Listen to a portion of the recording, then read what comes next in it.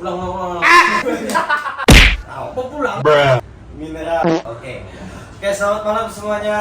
Malam abangku. Oke, selamat datang kawan-kawan di podcast Si Paling Nugas. Yang mana hari ini sebelumnya perkenalkan Ulun Muhammad Rizky Ramadan sebagai pemandu dari podcast kita malam ini. Nah, dan juga diperkenalkan kan Bang, perkenalan sama anaknya. Biasanya gini kami dikenalkan atau apa nih? dikenalkan kalau yang namanya Kenalkan dong. Kenalkan dong. Kenalkan dong. Boni Kemjina. Oh iya, ya udah. Oke. Kalau dikenalkan, ya perkenalkan nama aku Ferry. Oke. Dan sebelah sini ada Yang perkenalkan nama aku Ikhwan. Oke. Nah, malam ini kita akan membahas. sudah bang, sampai situ aja bahasa basinya. Jadi siapa? Makanya malam ini kita Gak akan nanya, kabar kami gimana tuh? Nggak usah, Kan kita sekelas. nggak usah. Kan kita hari-hari sudah bertemu. Nanya aja sih kabar abang boleh nggak? Oke, boleh. Proposal selesai nggak? Alhamdulillah masih revisi tahap 2. Oke. Oh ya, satu hal lagi. Makan udah disediakan. Oh, makan. Alhamdulillah kita hari ini disponsori oleh Mineral. Oh. Yang mana airnya jernih, ada manis-manisnya. Iya. Oke, mungkin kita bisa lanjut nih kan? Silakan untuk Bung Madan. Oke. Kepada mungkin sebelumnya kita garis bawahi dulu ataupun kita tekankan, malam ini kita akan membahas tentang dampak dari AI yang mana mempengaruhi globalisasi. Sebenarnya udah briefing ya. Pokoknya ada tuh di situ. Ya, mau ada yang nugas kan, yang sih paling nugas. Kan sekedar info. Boleh lah. Oke. Nah, seperti yang kawan-kawan ketahui kan bahwasanya AI itu sangat berdampak sekarang. Yang mana itu berdampak kepada masyarakat di berbagai macam negara. Maupun itu sampai-sampai kan misalkan saya ambil contoh. Nah, dulu kan pemilu kemarin kan itu menggunakan AI. Ya. Rata-rata menggunakan AI kan. Nah, contoh kayak Bapak Prabowo kan pure itu AI yang dimasukkan oleh gagasan-gagasan beliau. Nah, dan kalau kita melihat di daerah lain AI tersebut juga digunakan. Contoh seperti kayak Cina kan hari ini mungkin kawan-kawan sudah ada menonton siapa itu namanya YouTuber itu namanya Speed ya bang? Speed dipanggil Speed ya kan? Ya, benar. Speed itu kan kemarin ke Cina. Ya. Nah, di Cina itu dia itu mencobai berbagai macam teknologi. Nah, contohnya kayak kacamata yang ada terjemahnya kan. Nah, kayak gitu. Terus ada juga robot sudah ada, sudah mulai berfungsi tahapan-tahapannya. Nah, sehingga kita dapat menarik bahwasanya AI hari ini kan perannya sangat penting, maupun itu di negara maju ataupun di negara berkembang. Akan tetapi coba kita tarik nih, apa sih dampak-dampak yang perlu kita prihatinkan dari AI ini? Apa sih antisipasi dari AI tersebut? Nah, oke. Mungkin bagi kawan-kawan yang lain bisa berpendapat. Oke, sebelum pas itu kayak gini nih. Aku mau bilang ke penonton apa yang dilakukan oleh pemerintah Cina itu sangat bagus dari segi promosi untuk Indonesia, tapi di Indonesia sangat buruk sekali. Kenapa itu? Oke, coba gini. Dari jutaan penonton dari ISO Speed yang tadi itu tuh promosinya tuh besar banget. Karena kan live-nya tuh mendunia banget. Sedangkan Indonesia sendiri pemerintah pada mengawal atau segala macam. Ya ini memang kalau sedikit keluar ya, tapi mau sedikit aja. Balik lagi kita ke AI kan lah. Masalah teknologi atau segala macam. Untuk dampak-dampaknya untuk segala macam itu memang besar sekali atau gimana gitu, sampai umurnya bisa menggantikan suatu hal yang sudah lumrah nih yang kita kerjakan nih. Contohnya banyak itu di pekerjaan kita nih. Contohnya kayak guru atau dokter segala macam. Bahaya. Itu yang bakal ke depannya nanti 2000 berapa atau kayak apa.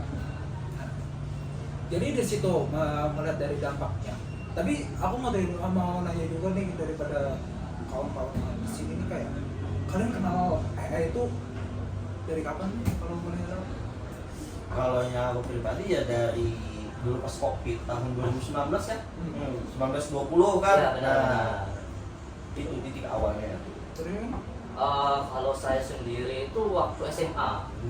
Karena waktu Covid itu juga, kan?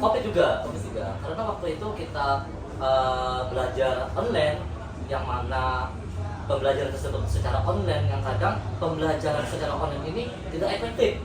Lalulah kita mencari cara yang mudah, yaitu menggunakan AI. cara yang Instan, benar.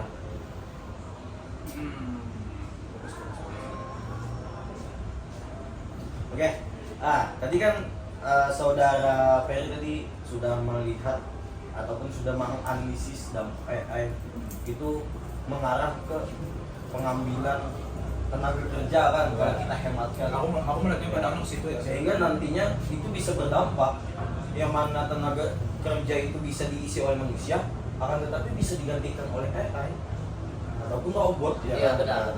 Mungkin dari saudara Iwan itu ada mempunyai pandangan-pandangan lain terkait tentang dampak-dampak AI selain dari tenaga kerja misalkan itu. Mungkin kita ketergantungan dalam menggunakan AI. Misalnya begini, kita di dalam belajar, yang seharusnya kita belajar itu menggunakan buku, belajar mendengar di sekolah segala macam. Tapi pada saat ini kita malah menggunakan AI mencari jawaban segala macam. Itu tuh menurut aku kurang efektif. Ya. Karena ketika kita menggunakan AI itu tuh cuman sekilas aja. Misalnya kayak ini, kita mencari jawaban, dapat di AI. Habis itu kita tidak minatnya lagi. Itu dan kadang kurang efektif lah ya. Benar, Apa benar. yang dikeluarkan isinya itu belum tentu Benar, dengan valid jawabannya. Pernah loh kalau gini, ini ngerjakan proposal lagi nih, Ya. tiba-tiba cari masalah peraturan daerah atau apa, Ah. diberikan saran tuh. Ya.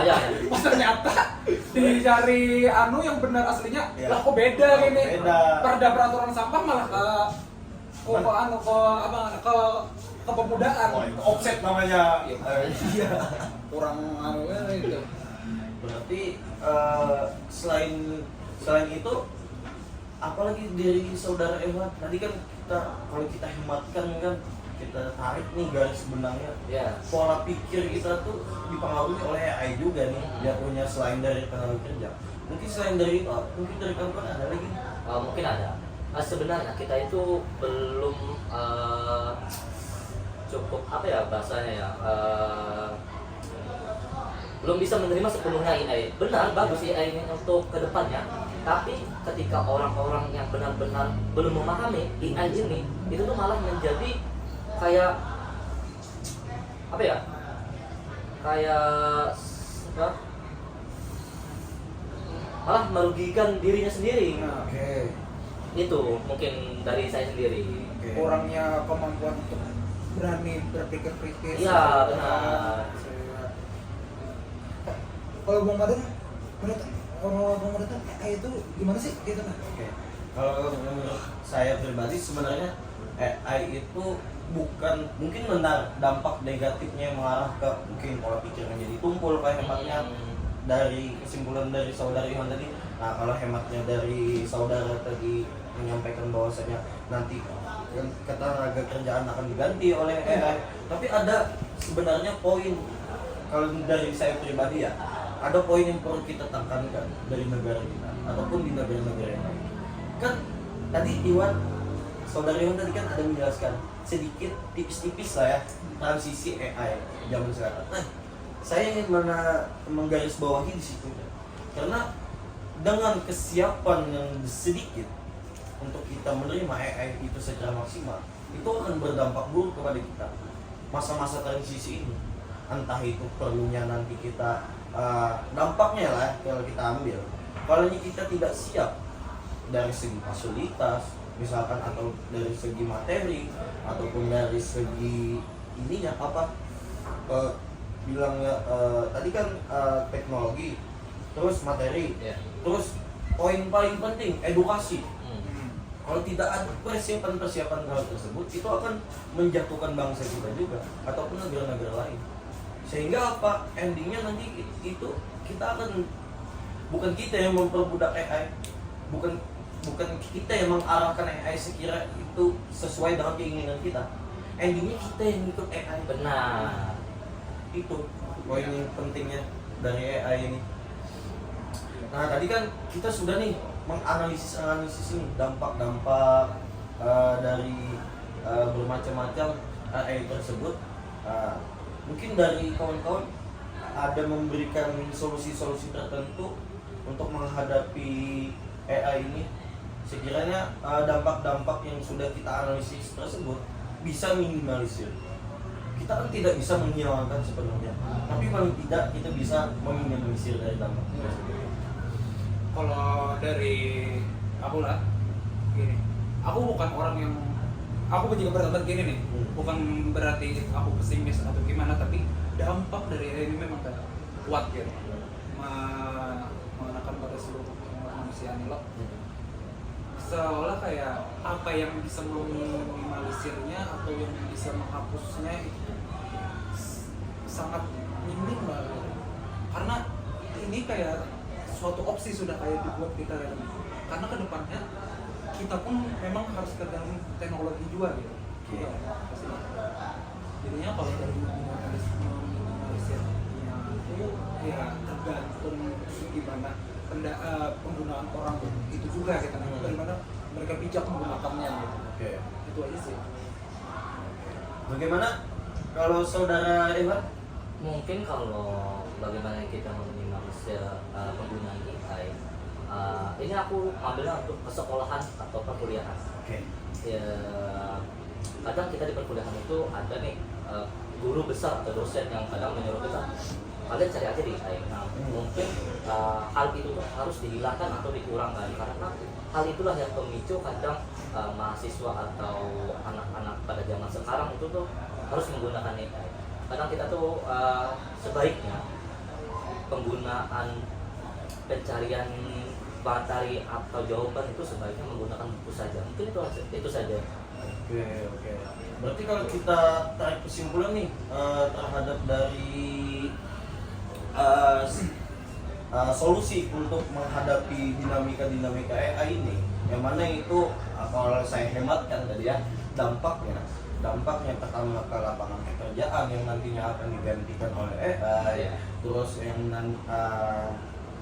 kedua yaitu pola pikir kita akan diperbudak oleh AI ataupun kita tidak kritis lagi. Nah mungkin solusi untuk menghadapi hal tersebut, kalau saya tarik dari pendapat dari dua saudara, kita perlu apa yang kita perlukan, meminimalisirnya dengan cara apa? Dengan cara misalkan tadi seperti yang saudara Ferry sampaikan, buat pembatas tertentu. Nah, buat batasan tertentu. Mungkin kita bisa minta bantuan kepada AI, tapi tidak bisa secara maksimal. Nah, itu poin pertama. Poin keduanya, kalau ini saudara Ewan tadi menekankan di pendidikannya, diluruskan lagi sekiranya agar kita itu tidak terlalu bersandar kepada AI. Nah, maka dari itu, contoh tadi buku masih ada sampai sekarang, ya kan? Nah, mungkin dari diskusi kita malam ini, sebelum saya mengakhiri, kawan-kawan ada kata-kata nih buat penonton kita. mungkin untuk kata-kata dari saudara Ferry aja. Oke, saudara Ferry, Dari aku. Ya. Wakil Presiden yakinlah untuk masalah AI. Oke, cukup. Oke, dengan berakhirnya tadi kata-kata dari saudara Ferry, entah itu sarkas, entah itu menyinggung, ataupun entah itu ancaman, kita kan tidak tahu ini. Misalnya kan yang dimainkan ini bukan suatu produk dunia kan. Jadinya kan belum tentu nih kayak apa positifnya aja nih kan. Apalagi yang diterapkan bukan dia menargetkan kepada para pelajar. Nah, bahayanya di situ kan. Iya. Mungkin dari diskusi kita tadi semoga nanti bermanfaat bagi yang menontonnya, dan mungkin semoga ini menjadi titik awal bahwasanya kita paling tidak untuk kedepannya berhati-hati kepada yang namanya AI.